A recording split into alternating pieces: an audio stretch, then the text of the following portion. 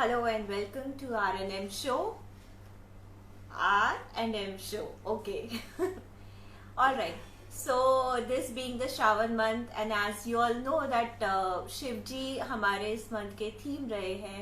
हम लोगों ने उनके बारे में काफी सारी बातें की हैं. We've spoken about his त्रिशूल, his तिलक, his तीसरी आंख, उनकी जटाओं, उनकी जो गंगा माता उनकी जटाओं से आती है, और उनके पुत्रों के बारे में हमने बात की, कार्तिकेय जी और गणपति जी के बारे में. सो आज हम उनके भक्तों के बारे में बात करते हैं.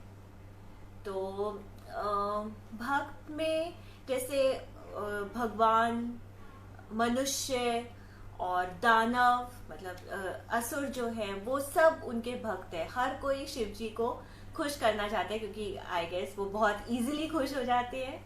तो सबसे ज्यादा सबसे पहले मैं श्री राम जी के बारे में बात करना चाहूंगी, जिसमें हमेशा ये कहा जाता है कि जो भगवान राम है और शिव जी जो है वो एक दूसरे को बहुत रिस्पेक्ट देते हैं. मतलब शिव जी कहते हैं कि आप परम प्रभु हैं, राम जी कहते हैं कि आप परम प्रभु हैं.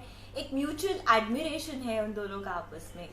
तो ये जो इंसिडेंट है which we are going to discuss now is when Ram ji Sita ji को ढूंढने जा रहे थे. जब उन्हें फाइनली पता चलता है कि सीता माता लंका में है, और and they are supposed to cross the sea and then reach there, तो वो फिर समुद्र से विनती करते हैं, उनसे प्रार्थना करते हैं कि आप हमें कोई रास्ता दीजिए ताकि हम सीता माता तक पहुंच सके. और वो प्रार्थना करने के लिए वो वहाँ रामेश्वर एक पॉइंट है जहाँ पर वो बैठते हैं, और वहाँ पर एक शिवलिंग क्रिएट करते हैं, शिवलिंग बनाते हैं, और वहाँ बैठकर शिव जी की पूजा करते हैं. तो पूजा करते हैं, और क्योंकि उन्होंने वहाँ पर क्रिएट किया था, तो इसलिए वो जो शिवलिंग है वो 12 ज्योतिर्लिंगों में से भी है. एक और पॉइंट मेरे दिमाग में आती है कि वो इसके लिए भी शिव जी को शायद पूजा करते हैं, बिकॉज रावण जो है वो भी शिव जी के परम भक्त थे. तो अब क्योंकि दैत्य, दानव, वो सब भी शिव जी को अच्छे से, मतलब उनकी पूजा करके उनको खुश कर सकते हैं. तो इसके लिए मतलब उनको खुश करने के लिए शायद राम जी ने भी उनकी पूजा की है. तो इसकी बहुत मान्यता है. रामेश्वर टेम्पल भी है वहाँ पर, ज्योतिर्लिंगों में से भी है. वो जो 12 ज्योतिर्लिंग है उनमें से one of the very prominent, बहुत मान्यता है उसकी. तो with this Rishi, I would like you to add कि और कोई भक्त के बारे में आप बात करना चाहेंगे शिव जी के. तो वैसे तो भोलेनाथ के जैसे मेघ ने कहा कि इंसान हो, देवी देवता हो, राक्षस हो, वो सब उनकी पूजा करते थे, उनके उनको खुश करने की कोशिश करते थे. क्योंकि जब वो खुश होते थे और जब वो किसी को वरदान देते थे तो उनके अंदर की वाइसेस जो थी उनका नष्ट होता था, या वो शक्ति देते थे, या वो अपने आशीर्वाद देते थे, शस्त्र देते थे. महाभारत में भी अगर आप देखो तो दुर्योधन जो है वो भी हर हर महादेव करके ही युद्ध में जाते थे. उनकी माँ गांधारी जो थी वो भी शिव की बहुत बड़ी भक्त थी. और अर्जुन जो थे वो जब वो 13 साल वनवास में गए थे, वो भी महादेव की खोज में गए थे, उनसे वरदान प्राप्त करने के लिए. तो कहीं ना कहीं और महाभारत में अगर आप देखो तो जो परशुराम जी जो है, भगवान परशुराम जो इतने बड़े गुरु है, भीष्म पितामह के, द्रोणाचार्य के, कर्ण के, परंतु परशुराम के जो गुरु है वो तो महादेव ही है. और कई लोग उनसे वरदान प्राप्त करने की कोशिश करते हैं. तो ये सब तो बहुत बड़े बड़े लोग हैं. और कई बार हमें लगता होगा, जैसे मुझे लगता है कि मैं अर्जुन जितना मैं उतना बड़ा शायद क्या कहते हैं योद्धा नहीं, या राम जी तो जैसे हम सोच ही नहीं सकते कि हम रामा जैसे, तो शायद हमें वो वरदान ना मिले. कभी ऐसे भी लगता होगा कि ये सब तो बड़े बड़े नाम है, बड़े बड़े शूरवीर लोग थे. तो भी एक ऐसे भक्त के बारे में बात करते हैं जो बड़ी इंटरेस्टिंग कहानी है, और इसका वर्णन जो है शिव पुराण में किया गया है. एक हंटर थे, उनका नाम था ध्रुव. और एक दिन ना कोइंसिडेंटली उनको नहीं पता था कि वो कि उस दिन शिवरात्रि है, उन्हें नहीं पता था.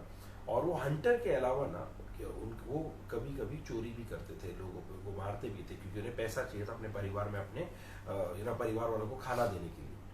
तो उस दिन शिवरात्रि थी, सुबह सुबह तैयार होके निकल गए, पूरा दिन जंगल में घूमते रहे, पूरा दिन जंगल में घूमते रहे। उन्हें कोई भी उनका जैसे होता ना कि डियर या कोई भी उन्हें ऐसे एनिमल नहीं मिला था जिनका वध कर सके और घर पे लेके जा सके।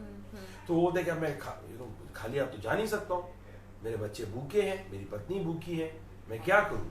तो वहाँ पे ना एक बेल का एक पेड़ होता है, ऊपर जाके बैठ जाते हैं, एक ब्रांच पे जाके बैठ जाते हैं, और वहाँ पे थोड़ी ऐसे बारिश भी शुरू होती है, वहाँ पे जाके बैठ जाते हैं। और वहाँ पे जैसे बैठते हैं ना, रात हो जाती है, आधी रात हो जाती है, वो वहाँ पे बैठे रहते हैं। अंडर होता आज तो मैं कुछ भी हो जाए, एक एनिमल को तो मैं लेकर ही जाऊंगा।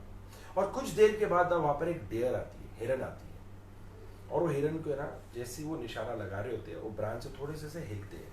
जैसे वो हिलते हैं ना, तो जो बेल के पत्ते होते हैं, जो बारिश की बूंदे गिरी होती है, वो बेल के पत्ते है ना जाके नीचे गिरते हैं। और वहां पर बेल के पत्ते जो होते हैं, वहां पर एक छोटा सा शिवलिंग होता है, उसके ऊपर जाके गिरते हैं।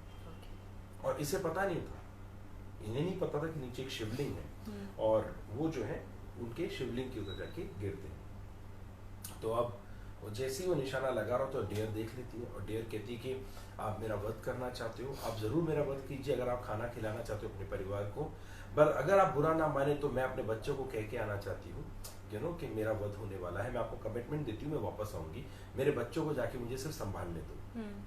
अब ये मान जाते हैं कि ठीक है तुम जाओ। फिर कुछ देर बैठते हैं, थोड़ा समय और बीत जाता है, अब वहां पर एक और डेयर आता है, अभी दूसरा डेयर, अभी निशाना लगा लेते हैं कि मुझे इसको मारना है। और जैसे वो हिलते हैं, वापस एक पत्ता जो है वो वापस शिवलिंग पे जाकर गिरता है, और वापस वो डेयर कहते हैं कि आप मुझे वध करना चाहते हो, मेरा वध कीजिए, परंतु मेरे बच्चे हैं, मेरी पत्नी है, मैं उन सबको कह के आता हूँ कि अब मैं मरने वाला हूँ, तो मुझे आखिरी बार उन्हें मना करने दीजिए, मैं आऊंगा, मैं अवश्य आऊंगा, मैं आपको वचन देता हूँ। तो ये इनके मन में ना मतलब थोड़ा हृदय परिवर्तन होता है, वो कहते हैं कि ठीक है तुम भी जाओ, आ जाना, मुझे तुम पर विश्वास है। अब यहाँ पे बैठे रहते हैं, पूरी रात बीत जाती है, सुबह होने वाली होती है, कुछ बस थोड़ा सा समय रहता है सूर्योदय होने में। अब वहां पर वो जो डेयर जो उन्हें बोल के गए थे कि हम वापस आएंगे ना, वो वापस आ जाते हैं। ओके। और वो जो डेयर जो अपने बच्चों को भी बोलने गया था, अपनी पत्नी को भी बोलने गया, उनका पूरा परिवार आ जाता है, और वो ये कहता है कि क्योंकि हमने आपको वचन दिया था, और मेरे बच्चे भी मेरे साथ है, क्योंकि वो कहते हैं कि हमारे वहाँ छोटे से होते हैं डेयर होते, वो क्या करेंगे, उन्हें कोई जानवर खा जाएगा, तो वो भी हमारे साथ आ गए। अब ये उन सबको मारने के लिए जा रहे होते हैं, और वापस हिलते हैं, ब्रांच से उतरने वाले, तो सब वो पत्ते है ना वापस शिवलिंग पे गिरते हैं। और फिर है ना उनके मन में आता है कि नहीं, मैं इनका वध नहीं कर सकता, मैं तुम्हें जाने देता हूँ, कोई बात नहीं, तुम जाओ, ठीक है। अब ये जो बेल के पत्ते हैं जो शिवलिंग पे गिरते हैं, बार बार मैंने आपको कहा, पूरी रात निकल जाती है, इसका सिग्निफिकेंस क्या है। और वो ध्रुव की कहानी पे फिर से हम आते हैं।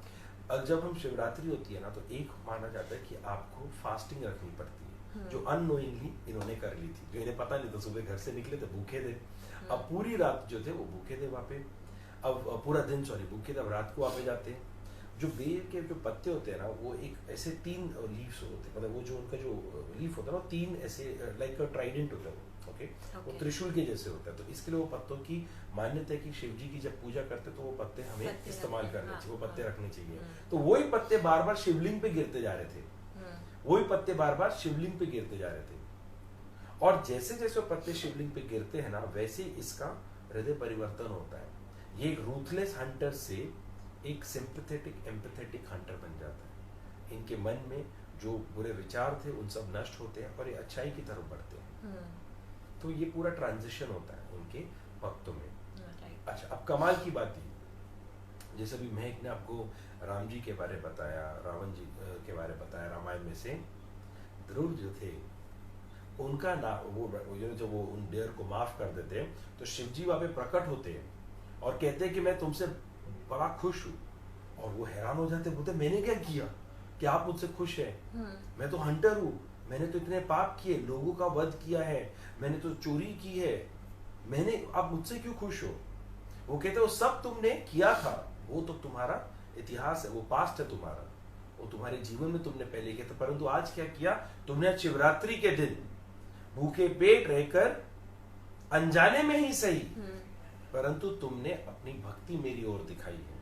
वो बेल के जो पत्ते थे मुझ पर आए, शिवलिंग पर आकर गिरे, और तुम पूरी रात जागे, और तुमने अंत में किसी को जीवन दान दे दिया। तो मैं तुम्हें ये आशीर्वाद देता हूँ कि तुम्हारे जितने भी पाप है ना वो सब अब यहीं पर समाप्त होते हैं, तुम पाप मुक्त होते हो। और उन्हें एक नया नाम देते हैं और उनको नाम मिलता है गुहा का, और निशब्द राज बनते हैं। ये गुहा वही थे जो रामायण में जाके राम जी के मित्र बनते, और राम जी को जब नदी पार करनी होती केवट के साथ, वो वही गुहा होता है। तो इसमें एक चीज जो जैसे महक ने स्टार्टिंग में कही थी कि सभी लोग हैं वो महादेव की पूजा करते हैं, भोलेनाथ की पूजा करते हैं, शंकरा की पूजा करते हैं। उसका एक और कारण है कि अगर आप ये जो हमारी अंडरस्टैंडिंग, स्पेशली मेरी अंडरस्टैंडिंग में वो आपसे शेयर कर रहा हूँ कि अगर आप देखेंगे विष्णु जी जो है ना, विष्णु भगवान जो है वो कर्म देखते हैं, कर्म के हिसाब से वो उन्हें आशीर्वाद देते हैं या फिर दंड देते हैं या वरदान देते हैं। महादेव जो है वो कर्म तो देखते हैं, अवश्य देखते हैं, परंतु कर्म से ज्यादा वो भक्ति देखते हैं। इसके लिए रावण भी उनके भक्त हैं, उन्हें कोई नहीं, राम जी भी उनके भक्त है, दुर्योधन भी उनके भक्त है, अर्जुन भी उनके भक्त है, जो एक दूसरे से युद्ध करो सभी उनके भक्त हैं। और जो हंटर है, जो पापी है, और उनको भी मोक्ष की प्राप्ति हो जाती है, उनके अंदर वो भी लिबरेटेड फील करते हैं, उनके पाप भी माफ होते हैं क्योंकि महादेव ने उनको क्षमा कर दिया, क्योंकि वो भक्ति देखते हैं। तो शिवरात्रि के दिन फास्ट रख के अगर हम तहे दिल से महादेव से पूजा करें, उनसे क्षमा मांगे या उनकी ग्लोरीज के बारे में बात करें, तो कहीं ना कहीं महादेव भी हमसे खुश हो जाए और होपफुली वो हमें माफ़ करके हमारी जितनी भी बुराई है उनका नाश करे। इसमें एक चीज़ ना which I really liked about that entire story that was mentioned Shiv Puran of गुहा वाज दैट ज़्यादा पाठ पूजा ये सब की ज़रूरत नहीं है, शिव जी को भक्ति की ज़रूरत है, जाने अनजाने में ही सही। और ऐसे कई कहानियां उनकी कि अनजाने में ही कई लोग जो हैं शिव जी के से मांगते हैं, पुकारते हैं और शिव जी उन्हें आशीर्वाद दे देते हैं। वो दिल को देखते हैं, भक्ति को देखते हैं। तो that is something that we wanted to share today. Okay, so अगर आप भगवत गीता भी देखेंगे, ज्ञान आता है, धर्म आता है, कर्म आता है, फिर भक्ति आती है। तो कर्म तो हम करें ही अच्छा, परंतु कर्म के बाद भक्ति पे भी ध्यान दें कि हमारे ऊपर भी है ईश्वर जो हमें शक्ति देते हैं और हमें सही राह दिखाते हैं। तो कर्म कीजिए परंतु भक्ति से अपनी नजर न हटाएं। Thank you. Alright, thank you so much. Thank you everyone for joining in, and thank you Rishi for a lovely insight and a lovely story. Thank you so much everyone. Bye bye. Bye. Bye.